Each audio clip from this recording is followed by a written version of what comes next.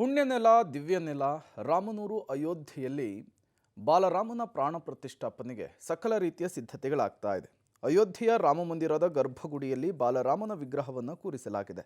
ಇನ್ನೇನು ವಿಗ್ರಹಕ್ಕೆ ಪ್ರಾಣ ಪ್ರತಿಷ್ಠಾಪನೆ ಮಾಡಬೇಕಿದೆ. ಈ ಹೊತ್ತಿನಲ್ಲಿ ಸಕಲ ಕಾರ್ಯಗಳು ಕೂಡ ಶಾಸ್ತ್ರೋಕ್ತವಾಗಿ ಇಲ್ಲಿಯವರೆಗೂ ಕೂಡ ನೆರವೇರಿದೆ. ರಾಮಲಲ್ಲಾ ಮೂರ್ತಿಯ ಆಯ್ಕೆ ತುಂಬ ಕಠಿಣವಾಗಿತ್ತು. ಕರ್ನಾಟಕದ ಶಿಲ್ಪಿಯ ಮೂರ್ತಿ ಆಯ್ಕೆಯಾಗಿದ್ದು ಸಂತೋಷದ ವಿಷಯ ಅಂಥೇಳಿ ಪಬ್ಲಿಕ್ ಟಿವಿಯ ಜೊತೆಗೆ ಪೇಜಾವರ ಶ್ರೀಗಳು ಮಾತನಾಡಿದ್ದಾರೆ. ಇದು ಬಿಜೆಪಿ ಕಾರ್ಯಕ್ರಮ ಅನ್ನುವ ಆರೋಪ ಸರಿಯಲ್ಲ. ಸರ್ಕಾರವನ್ನು ಆಯ್ಕೆ ಮಾಡುವುದು ಜನರು, ಹಾಗಾಗಿ ಇದು ದೇಶವಾಸಿಗಳ ಕಾರ್ಯಕ್ರಮ ಅಂತ ತಿಳಿಸಿದ್ದಾರೆ. ಶ್ರೀ ರಾಮಲಲ್ಲಾನ ಪ್ರಾಣ ಪ್ರತಿಷ್ಠಾಪನೆಗೆ ಸಕಲ ಸಿದ್ಧತೆಗಳು ಕೂಡ ಅತ್ಯಂತ ಭರದಿಂದ ಸಾಗ್ತಾ ಇದೆ. ಉಡುಪಿಯ ಪೇಜಾವರ ಶ್ರೀಗಳ ನೇತೃತ್ವದಲ್ಲಿ, ಟ್ರಸ್ಟ್ನ ಧರ್ಮಾಧಿಕಾರಿಗಳು ಕೂಡ ಹೌದು, ಅವರ ನೇತೃತ್ವದಲ್ಲಿ ಈಗಾಗಲೇ ಶಾಸ್ತ್ರೋಕ್ತವಾದಂತಹ ಕಾರ್ಯಕ್ರಮಗಳೆಲ್ಲವೂ ಕೂಡ ನಡೀತಾ ಇದೆ. ಈಗ ಇದ್ರ ಬಗ್ಗೆ ಮಾತನಾಡೋದಕ್ಕೆ ಪೇಜಾವರ ಮಠಾಧೀಶರೇ ನನ್ನ ಜೊತೆಯಲ್ಲಿದ್ದಾರೆ ಅಯೋಧ್ಯೆಯಲ್ಲಿ. ಅವ್ರನ್ನ ಮಾತನಾಡಿಸ್ತೀನಿ. ಗುರುಗಳೇ ನಮಸ್ಕಾರ. ಗುರುಗಳೇ, ಹೇಗೆ ನಡೀತಾ ಇದೆ ಗುರುಗಳ ತಯಾರಿ? ಎಲ್ಲ ತಯಾರಿಗಳು ಕೂಡ ನಾಡಿದ್ದು 22ನೇ ತಾರೀಕಿನಂದು ಪ್ರಾಣ ಪ್ರತಿಷ್ಠೆ ಆಗಬೇಕು.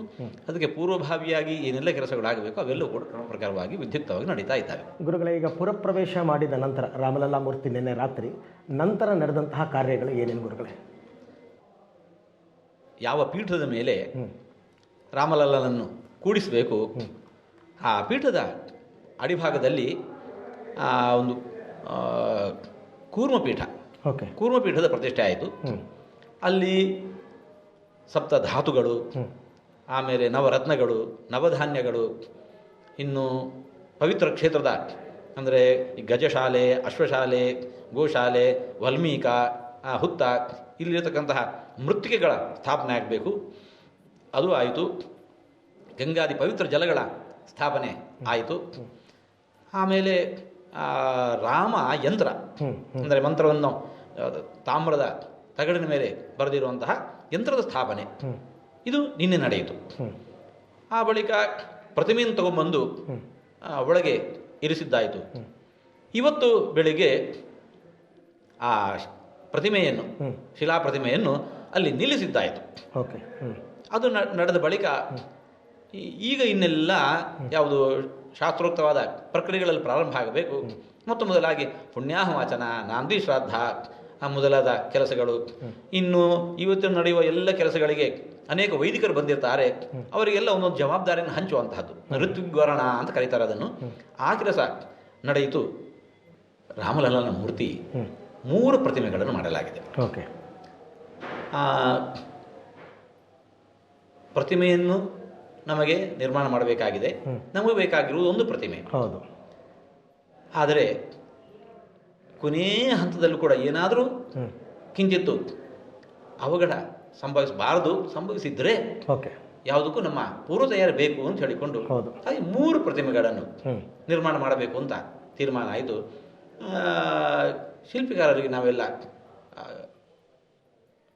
ಸಂದೇಶವನ್ನು ಕಳಿಸಿದ್ವಿ. ಆಸಕ್ತರು ಇದಕ್ಕೆ ಏನು ಅರ್ಜಿ ಹಾಕಬೇಕು ಅಂತ ಹೇಳಿಕೊಂಡು, ಹಾಗೆ ದೇಶದ ನಾನಾ ಮೂಲೆಯಿಂದ ಬಂದಿರತಕ್ಕಂತಹ ಅರ್ಜಿಗಳನ್ನು ಪರಿಶೀಲಿಸಿ ಅವರ ಈ ತನಕ ಮಾಡಿರತಕ್ಕಂಥ ಅವರ ಎಕ್ಸ್ಪೀರಿಯನ್ಸು, ಅವ್ರು ಮಾಡಿರ್ತಕ್ಕಂಥ ಪ್ರತಿಮೆಗಳ ಫೋಟೋ ಇದನ್ನೆಲ್ಲ ಗಮನಿಸಿ 3 ಮಂದಿಯನ್ನು ಆಯ್ಕೆ ಮಾಡಿದ್ದಾಯಿತು. ವಿಶೇಷ ಅಂತಂದರೆ ಆ 3 ಮಂದಿಯಲ್ಲಿ ಈರುವರು ನಮ್ಮ ಕರ್ನಾಟಕದವರು ಖಂಡಿತ. ಇನ್ನು ಆ ಇರುವರಲ್ಲಿ ಮತ್ತೆ ಪುನಃ 3ರೊಳಗೆ ಕರ್ನಾಟಕದವರೇ ಆಗಿರತಕ್ಕಂತಹ ನಮ್ಮ ಮೈಸೂರಿನ ಯೋಗಿರಾಜ್ ಅವರು ನಿರ್ಮಾಣ ಮಾಡಿರುವಂತಹ ಪ್ರತಿಮೆ ಸೆಲೆಕ್ಟ್ ಆಯಿತು. ಸೆಲೆಕ್ಷನ್ ಕಮಿಟಿಯಲ್ಲಿ ಕನ್ನಡಿಗರು ಅಂತಿದ್ದವ್ರು ನಾವೊಬ್ರು. ಹಾಗಾಗಿ ಇಲ್ಲಿ ಯಾವುದೋ ಪೂರ್ವಪಕ್ಷ ಇದೆ, ಪಕ್ಷಪಾತದಿಂದ ಆಗಿದೆ ಅಂತ ಯಾರು ಕೂಡ ತೀರ್ಮಾನ ಮಾಡಲಿಕ್ಕಿಲ್ಲ. ಎಲ್ಲರೂ ಪ್ರತಿಮೆ ಅತ್ಯಂತ ಸುಂದರವಾಗಿ ಮಾಡಿದ್ದಾರೆ. ಹಾಗಾಗಿಯೇ ಆಯ್ಕೆ ಅತ್ಯಂತ ಕಠಿಣವಾಗಿತ್ತು. ಅದರಲ್ಲಿ ಈ ಪ್ರತಿಮೆ, ಮೈಸೂರಿನ ಯೋಗಿರಾಜ್ ಅವರು ಮಾಡಿರತಕ್ಕಂತಹ ಪ್ರತಿಮೆ, ಅದು ಆಯ್ಕೆಯಾಗಿದೆ. ಇನ್ನೊಂದು ವಿಶೇಷ ಅಂತಂದರೆ ಆ ಪ್ರತಿಮೆ ನಿರ್ಮಾಣಕ್ಕೆ ಬೇಕಾಗಿರತಕ್ಕಂಥ ಶಿಲೆಯೂ ಕೂಡ ಅದು ಕರ್ನಾಟಕದ್ದು. ಹೀಗೆ ಕರ್ನಾಟಕದ ಕೊಡುಗೆ ಪ್ರತಿಮೆ ನಿರ್ಮಾಣದಲ್ಲಿ ಮಾತ್ರ ಅಲ್ಲ, ಅನೇಕ ಬಗೆಯಲ್ಲಿ ಇದೆ. ಈಗ ಒಂದು ಮಾಹಿತಿ ಬಂತು, ಈಗ ಸದ್ಯಕ್ಕೆ ವಿಗ್ರಹಕ್ಕೆ ಕಣ್ಣಿಗೆ ಬಟ್ಟೆ ಕಟ್ಟಿದ್ದಾರೆ ಅಂತ, ನಿಜನಾ ಗುರುಗಳೇ? ಇದು ಇಲ್ಲಿಂದ ಮಾತ್ರ ಅಲ್ಲ, ಎಲ್ಲ ಕಡೆ ಕೂಡ ಹಾಗೆ. ಯಾಕೆ ಗುರುಗಳೇ? ಪ್ರಾಣ ಪ್ರತಿಷ್ಠೆಯ ಕಾಲದಲ್ಲಿ ನೇತ್ರೋನ್ಮೀಲನ ಮಾಡೋದು, ದೇವರು ಅಲ್ಲಿ ಪ್ರಾಣ ಪ್ರತಿಷ್ಠೆ ಆದ ಬಳಿಕ ದೇವರು ಆ ವಿಗ್ರಹದ ಮೂಲಕ ಕಣ್ತೆರೆದು ನೋಡ್ತಾನೆ, ಭಕ್ತರನ್ನೆಲ್ಲ ಅನುಗ್ರಹಿಸುವ ದೃಷ್ಟಿಯಿಂದ ನೋಡ್ತಾನೆ ಅಂತ ಹೇಳಿಕೊಂಡು ತೋರಿಸೋಕ್ಕೋಸ್ಕರ ಆ ಹೊತ್ತಿಗೆ ಇಷ್ಟು ತನಕ ಅಲ್ಲಿ ಬಂಧನವನ್ನು ಮಾಡಿರ್ತಾರೆ. ಆ ಹೊತ್ತಿಗೆ ಸುವರ್ಣ ಶಲಾಕೆಯಿಂದ ನೇತ್ರೋನ್ಮೀಲನ ಮಾಡೋದು ಅಂತ ವಾಡಿಕೆ ಇದೆ. ಎಲ್ಲ ಕಡೆ ಕೂಡ ಇದು ಸಾಮಾನ್ಯವಾಗಿ. ಈಗ ಗರ್ಭಗುಡಿಯಲ್ಲಿ ರಾಮಲಲ್ಲಾ ಮೂರ್ತಿ ಒಂದೇ ಇರುತ್ತಾ, ಬೇರೆ ಬೇರೆ ದೇವರುಗಳ ವಿಗ್ರಹ ಏನಾದರೂ ಬರುತ್ತಾ ಗುರುಗಳೇ? ಈಗಂತೂ ಆ ರಾಮಲಲ್ಲನ ಮೂರ್ತಿ ನೀಡಲಾಗಿದೆ.